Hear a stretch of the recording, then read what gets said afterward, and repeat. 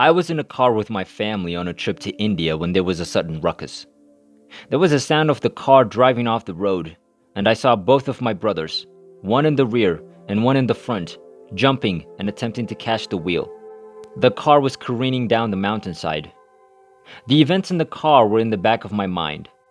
At the forefront of my consciousness, I heard a masculine, comforting voice say, multiple times slowly, "It's alright." Part of what this means in Hebrew is that everything is in order. Surprisingly, I was at complete peace and had no fear. The voice calmly stated, "Roll with it," as the car tumbled down the mountain, spinning and hitting against the hard surfaces. I let myself roll because I was at peace. The voice seemed to come from inside my skull, yet it wasn't myself. It was quite secure, stable, and robust. I didn't recognize the voice, but I felt a strong connection to it and knew I could trust it with all my heart. As I was rolling with each tumble, I realized I wasn't in the automobile any longer. I was completely trusting. I was encircled by space as I witnessed my entire life develop. I was viewing a movie made up of image frames of my life's experiences. All of my small activities, ideas, and minutes upon moments, even those I'd forgotten about, were all there. It was an incredible sight. The most intriguing aspect was that the images were not connected to one another. There was a gap between them that resembled a string of light. They appeared to be strung along this strand. My major emotions were calm, astonishment, and curiosity. As I examined everything, there was a strong sense of inquiry and inquisitiveness. Every time a question was posed to me, the solution was disclosed almost soon. This unfolding of images and gaps developed and continued continuously, displaying a constant and delicate consequential line in perfect order, a chain of events, yet they all happened at the same time. The past, present, and future were all unfolding at the same time. It was amazing to see the order and sense that all these small images seemed to have in the big picture. I was overcome with compassion. Everything was forgiven to me. There was nothing to forgive, in fact. I could see that my life was in perfect order. In some senses, it was like viewing a perfectly logical mathematical equation or sum. This is the outcome of such and such events. It was a straightforward depiction of natural cause and consequence, with a compassionate understanding. I discovered, as I was watching this linear unfolding of photographs, that simply by gazing and focusing on a specific picture, zooming in on it, I could enter that scene and then come back out of it, zoom out, and return to my point of observation. I reflected on my childhood. I could upload images there. There was always the prospect of accessing that light that divided one picture, event, or thought from the next. I could also see all of my thoughts throughout my life. Their images were as vivid as those depicting events or speech. I was astounded to discover how powerful and genuine our thoughts are. They appear to be strung on a light string as well. Everything that happened to me, and every single thought I had left an impact on me. Every incident or thought has an impact on my life and the lives of people around me. Everything mattered. Every feeling, every desire, every time I became aware of the light and the gap between the images. When I looked up, I felt extremely calm. I could see how the final moments of my life were a result of everything that had happened to me previously. I could see that my life was a great representation of who I was. Even those times that I remembered as less pleasant were met with great acceptance. This light that filled the gap between each photo ran through my life, through all of our lives. We connect with it in the moments we are open to it. It really is that simple. It is always present. My last memory or image was of myself driving down the mountain in a car with my mother, brothers, and the driver. I was quickly transported back into the scene. I could see how we are all linked.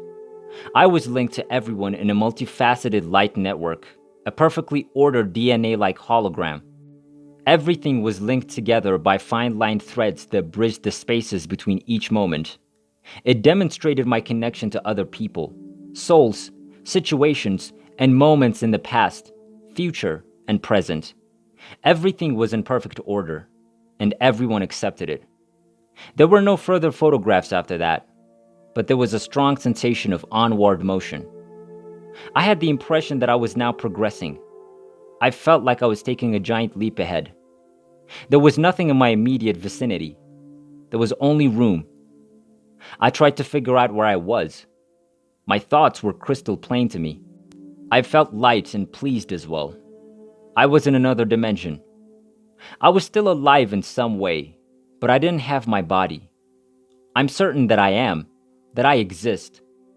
I felt as if I had left my body. I reflected on the final image I saw in my life thread, of myself inside a car rolling down a mountain, and concluded it had to be the last moment of my life in a deadly car accident. I comprehended and accepted that there was life after death. I had died and left my body, but I still existed. I tried to figure out where I was. I was in a state of flux. Apart from the lack of a body, the only difference I could perceive was that the air, or space, had a slightly different consistency and shade. I focused on how the journey from life to death is quite seamless and peaceful. It became evident to me that death is a continuation of life, not its polar opposite. It was still going on. I felt like a youngster again, eager to see what happened next and seeing everything through fresh eyes. Then I felt myself emerge from a vacuum-like blackness. I was quite fast. I had no physical body, but my spirit had eyes. I pondered. Around me was a scene that appeared to be Earth. We were on a mountainside, surrounded by trees and rocks.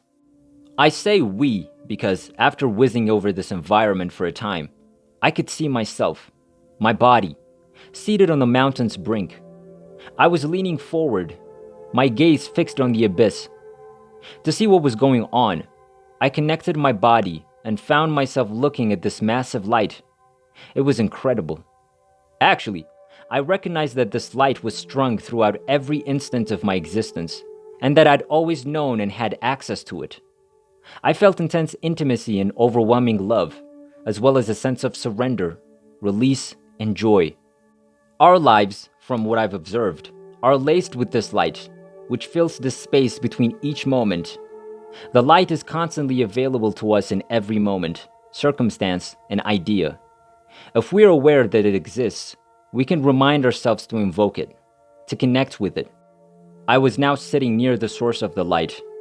I had never felt it that strongly before. Everything was there. Everything I've ever needed. Everything I need now, and everything I might need in the future. Everything was bathed in this glow. It was hot. It had a tremendous healing and nourishing effect on me. It was pure, tremendous, intense, and unwavering love. I knew I could rely on this light. I was on my knees in front of this light. All I could feel was a strong want to be a part of it. I was conscious that I was being given an option. With appreciation, I resolved to emerge from this light. I know I don't want to make a different decision. I jumped with a big smile on my face. I was one with it for an eternity. The next thing I knew, I was lying down on the ground, and I felt like I was into it. I regained consciousness. I realized I'm back in life in some way. I was astonished because I didn't think I made that decision. My initial realization was that I couldn't breathe. "Contract your diaphragm," stated the voice that was with me at the start of my adventure. I did so firmly, and that's how I began to breathe. Then I started to experience my senses. There was a nasty taste in my tongue that tasted like dirt, and a foul odor in the air that smelled like gasoline and smoke. Many interesting things happened over the next hour. Because of the NDE, I believe a new window of perception has suddenly opened in my awareness. That window seemed to take a long time to close. Even though I was back here in my body, I could see glimpses of that other dimension for a while. My NDE was, without a doubt, the most profound, enlightening, and pleasant experience I'd ever had.